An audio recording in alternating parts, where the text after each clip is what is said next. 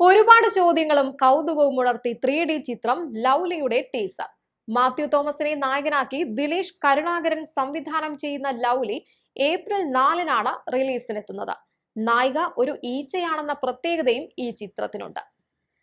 ഒട്ടേറെ ചോദ്യങ്ങളും അതിലേറെ കൗതുകവും ഒളിപ്പിച്ചാണ് ലൗലി എത്തുന്നത്. മാത്യു തോമസിനെ നായകനാക്കി ദിലീഷ് കരുണാകരൻ സംവിധാനം ചെയ്യുന്ന ലൗലി ഏപ്രിൽ 4-നാണ് റിലീസിനെത്തുന്നത്. ചിത്രത്തിൽ ഒരു ഈച്ചയാണ് നായികയായി എത്തുന്നത് എന്നതാണ് പ്രത്യേകത. വേനലവധിക്കാലത്ത് പ്രത്യേകിച്ച് കുട്ടികളെ ലക്ഷ്യമിട്ടുകൊണ്ടാണ് ഈ 3D ചിത്രം പുറത്തിറങ്ങുന്നതെന്നാണ് റിപ്പോർട്ടുകൾ.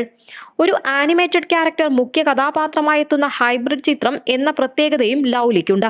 ഹോളിവുഡിലും മറ്റും മുഖ്യധാര സിനിമാ താരങ്ങൾ തന്നെ ആനിമേറ്റഡ് ക്യാരക്ടറുകൾക്ക് ശബ്ദം നൽകുന്നത് പോലെ ഈ ചിത്രത്തിൽ നായികയായി എത്തുന്ന ഈച്ചയ്ക്ക് ശബ്ദം കൊടുത്തിരിക്കുന്നത് മലയാള സിനിമയിൽ സജീവമായ ഒരു താരമാണെന്നാണ് ടീസർ നൽകുന്ന സൂചന.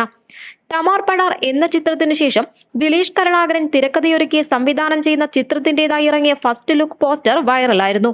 ഒരു വലിയ ഈച്ചയുടെ മുന്നിൽ ഒരു കുഞ്ഞു മനുഷ്യൻ നിൽക്കുന്നതായിട്ടാണ് ഫസ്റ്റ് ലുക്ക് പോസ്റ്ററിൽ കാണിച്ചിരിക്കുന്നത്.